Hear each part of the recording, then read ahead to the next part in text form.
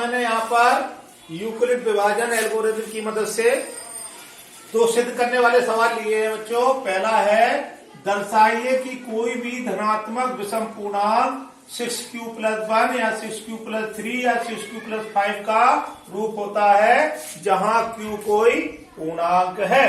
तो चलिए, हमने विभाजन एल्गोरिथम, यूक्लिड विभाजन एल्गोरिथम में क्या होता है, a बराबर bq+r। हमने मान लिया, माना a कोई धनात्मक विषम पूर्णांक है, विषम पूर्णांक है। हमने ये मान लिया कि जो a है कोई धनात्मक विषम पूर्णांक है। अच्छा, अब इसका और इसको कंपेयर कर दो तो देखो b का मान कितना समझ में आ रहा। इधर पर a बराबर bq+r और यहाँ पर है a बराबर 6q+1, 6q+3, 6q+5। तो इसकी तुलना कर देंगे तो b बराबर कितना हो गया, 6। ठीक, हमने क्या किया, सबसे पहले क्या किया, यूक्लिड विभाजन एल्गोरिथम का पहले फॉर्मूला लिखा, a बराबर bq+r। उसके बाद हमने कोई a को कोई धनात्मक विषम पूर्णांक मान लिया, तो और इसकी तुलना जब इससे कर देंगे तो b का मान हमको कितना मिल रहा है, 6। r को अपन लोग कैसे लिखते हैं, हमने आपको r लिखना बताया था। r का मान r इज ग्रेटर और इक्वल देन 0 और लेस देन b। तो b का मान कितना है, 6। तो ये ऐसे लिख लेंगे, 0 r is greater equal than 0 less than 6। ठीक, अब r के हमें मान लिखना है। r का मान 0 के बराबर कौन कौन सा हो सकता है, r का मान 0 के बराबर हो सकता है और 0 से बड़ा 1, 2, 3, 4, 5, लेकिन 6 से छोटा। तो 6 से छोटा कितना हो गया, 5। तो हमने ये क्या लिख लिए, r के सारे मान लिख लिए। ठीक, अब अपन लोग क्या करेंगे, यहां पर इसको नीचे ले लेंगे, a बराबर bq+r। a बराबर b का मान 6 रख देंगे, 6q+r। अब r के ये मान रखना चालू कर देंगे। r बराबर 1 रखने पर तो जो हो गया, a बराबर 6q+1। ठीक, ये हो गई समीकरण नंबर 1। r बराबर 0, चलो 0 बाद में रख लेंगे, 2 रखने पर तो a बराबर 6q+2 समीकरण नंबर 2। r बराबर 3 रखने पर तो a बराबर 6q+3 समीकरण नंबर 3। r बराबर 4 रखने पर a बराबर 6q+4 समीकरण नंबर 4। आगे आ जाओ, r बराबर 5 रखने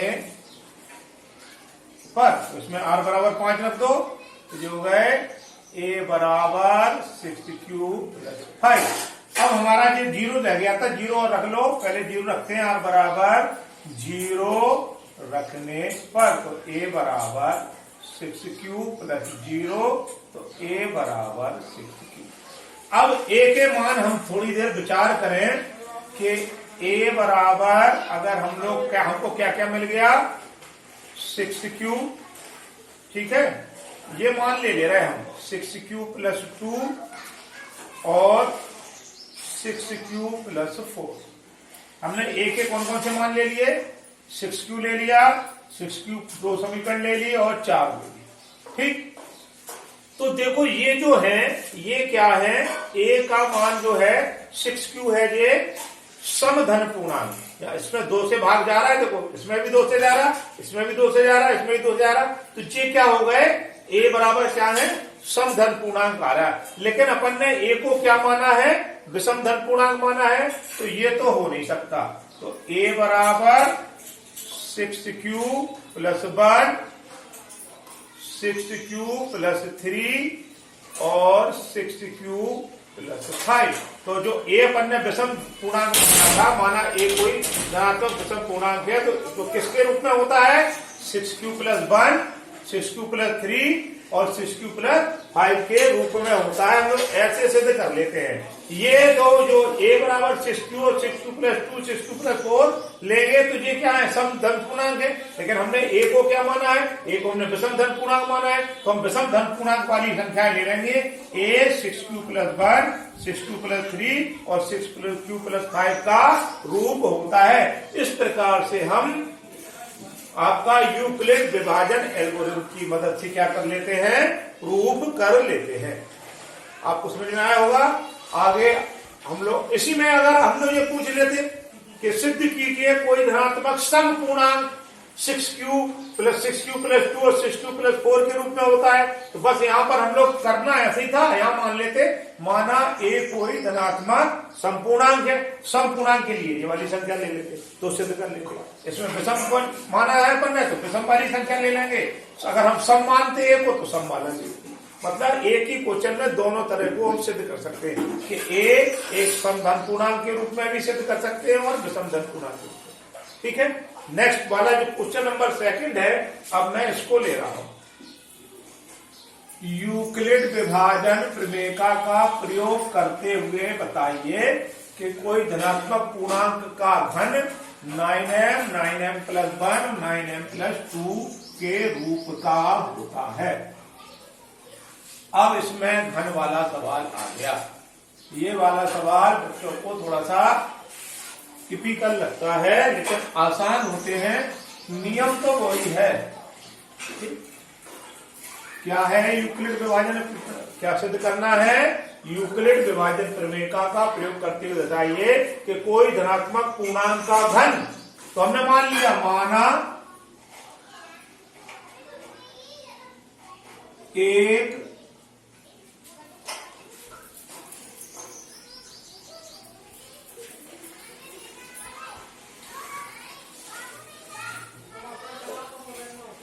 माना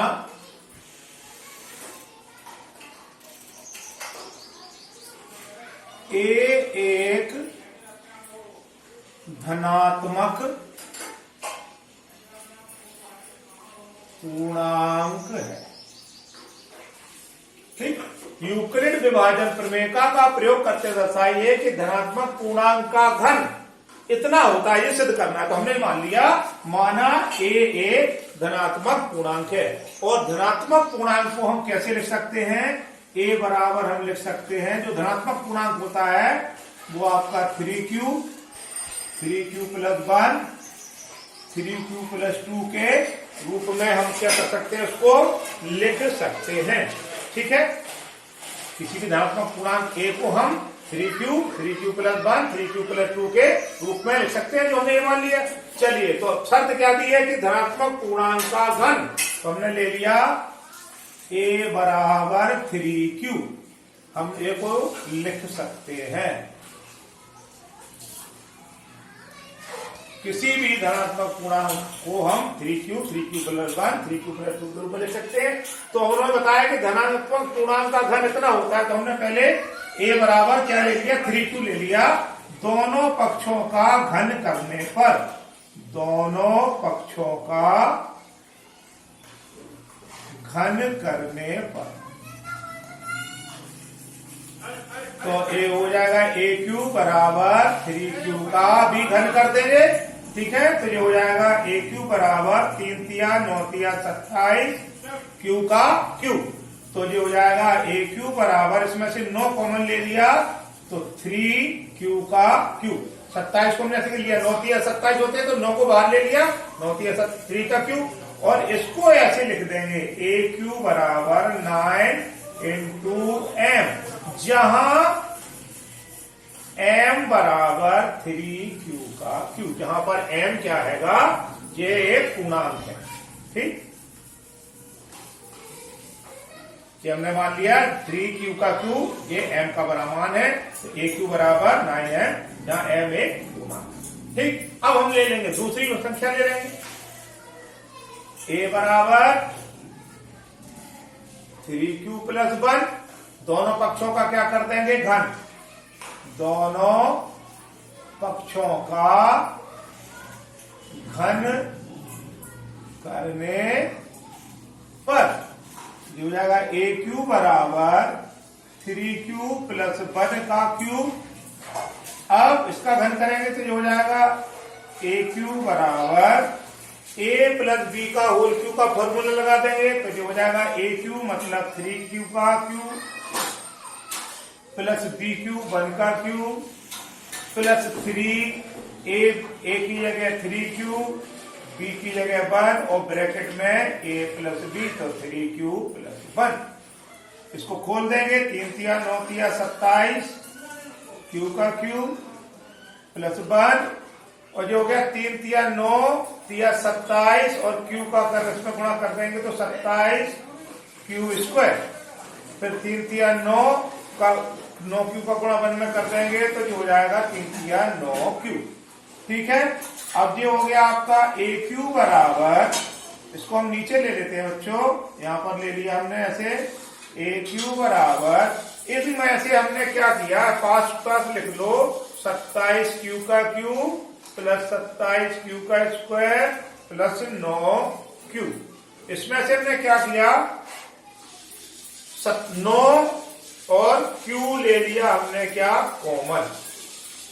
ठीक है, 9 क्यू कॉमन लेने पर क्या आएगा अपने पास 3 9 तिया 27 क्यू स्क्वायर प्लस 3q और प्लस 1 और ये वाला 1 हमारे पास ऐसे ही। इनको हमने पास लिख लिया 27q का क्यूब प्लस के 27q स्क्वायर प्लस के 9q और प्लस के 1। ठीक है, और इनमें से हमने क्या किया 9q कॉमन ले लिया तो 9 तिया 27 3 और q स्क्वायर बचाया, फिर 9 तिया 27 3q बचा और इधर पर 1 प्लस के 1। इसको हम लोग ले लेंगे m के बराबर। ठीक है, कॉमन आप लोग 9 ले लीजिए। कॉमन आप लोग कितना ले लेंगे 9 ले लीजिए तो 9 तिया 27 क्यूब और 27 क्यू स्क्वायर प्लस क्यू। ठीक है, और इसकी जगह हम लोग क्या लिख लेंगे 9 और ये हो जाएगा आपका m प्लस 1 जहां m बराबर 3q का cube plus 3q square plus Q. ये हो गया है एक पूर्णांक है, जहां पर m क्या है एक पूर्णांक है। तो हम देख रहे हैं कि धनात्मक पूर्णांक का q a q बराबर 9m और a q बराबर 9m प्लस 1 का रूप होता है। इसको 9m प्लस 2 के रूप को भी आगे इसको क्यू करके भी हम लोग क्या करते हैं सिद्ध कर सकते हैं। तो इसको हम ऐसे सिद्ध कर सकते हैं। एक बार फिर से समझ लीजिए, थोड़ा टिपिकल है।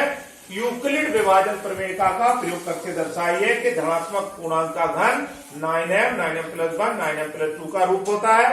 हमने स्टार्टिंग क्या किया, माना a एक धनात्मक पूर्णांक है और a धनात्मक पूर्णांक को हम लोग 3q प्लस 1 3q प्लस 2 के रूप में लिख सकते हैं।